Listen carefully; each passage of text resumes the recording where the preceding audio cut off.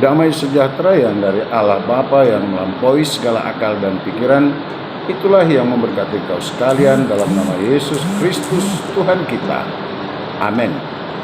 Sahabat seri anugerah yang dikasihi Tuhan Yesus Kristus, berbahagia kita boleh bertemu pada hari ini, yaitu Jumat 7 Oktober 2022. Sebelum melakukan kegiatan, baiklah kita disapa oleh firman Tuhan yang pada hari ini diambil dari kitab para pemazmur pasal yang ke-16 ayat 5. Saya baca buat kita sekalian. Dengarkanlah firman Tuhan. Ya Tuhan, Engkau bagian warisanku dan pialaku. Engkau sendirilah yang meneguhkan bagian yang diundikan kepadaku. Sampai di sana pembacaan firman Tuhan. Saudara yang dikasihi Tuhan Yesus Kristus, tentu sebagai manusia biasa dan tentu manusia yang berdosa dan yang lemah, ada banyak hal atau ada banyak keinginan kita di tengah-tengah dunia ini. Dan rasanya kalau kita tidak bisa mengendalikan diri kita, maka kita akan selalu terjebak di dalam keinginan-keinginan yang bisa jadi akan membawa kita ke dalam pencobaan dan mungkin akan melakukan dosa, atau mungkin bisa korupsi atau mencuri dan sebagainya. Sebab keinginan yang banyak di tengah-tengah dunia ini bagaikan orang yang minum air di laut, semakin diminum dia akan semakin haus, ingin semua, dan pada akhirnya dia sendiri akan tumbang. Tentu ada banyak juga orang yang menginginkan agar warisan-warisan yang dia dapatkan itu boleh menjadi sesuatu yang sangat baik, yang bisa menopang kehidupannya untuk menikmati berbagai keindahan, berbagai kenikmatan di tengah-tengah bumi ini. Misalnya, kalau nanti saya akan mendapatkan warisan mertua, mendapatkan warisan orang tua, saya akan boleh membeli ini, boleh membeli ini. Dan itu semuanya kalau tidak dipenuhi oleh rasa syukur, akan tentu sangat mengkhawatirkan kehidupan. Maka saudara-saudara yang dikasihi Tuhan Yesus, sesungguhnya dalam kehidupanmu di tengah-tengah dunia ini, apa yang ingin kau wariskan dan apa yang ingin kau terima dalam sebagai warisan yang baik di tengah-tengah kehidupanmu.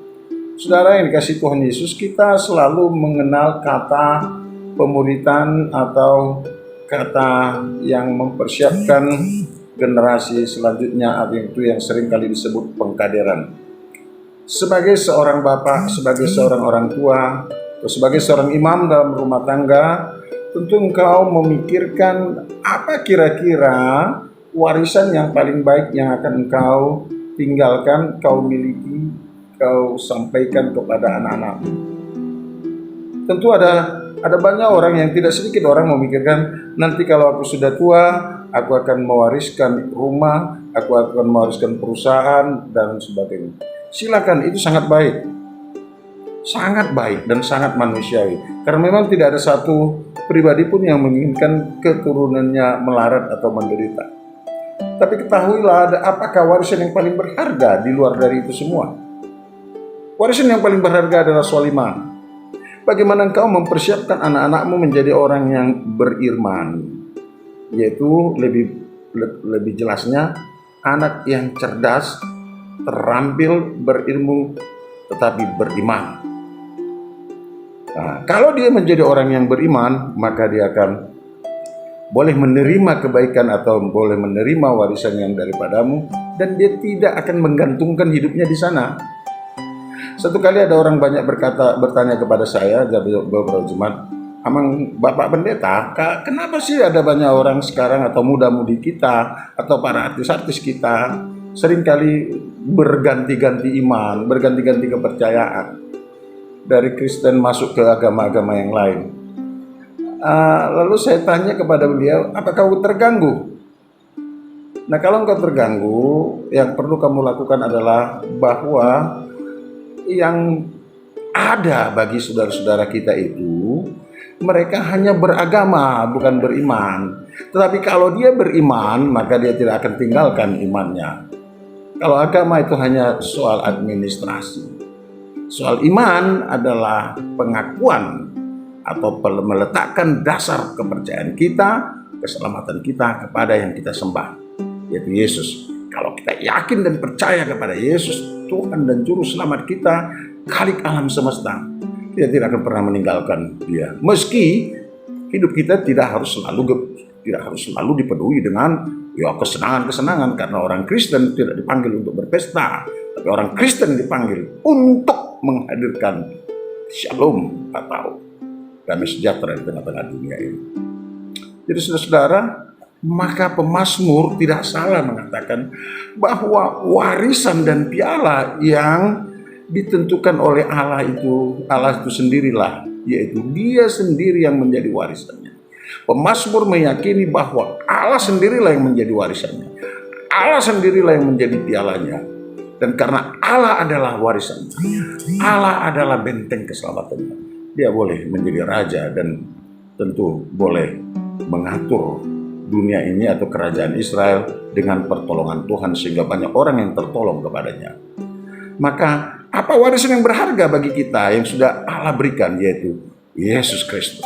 Karena apa? Yesus Kristus memberikan hal yang paling baik dan yang tidak akan pernah fana, tidak akan pernah hancur, yaitu keselamatan, damai sejahtera.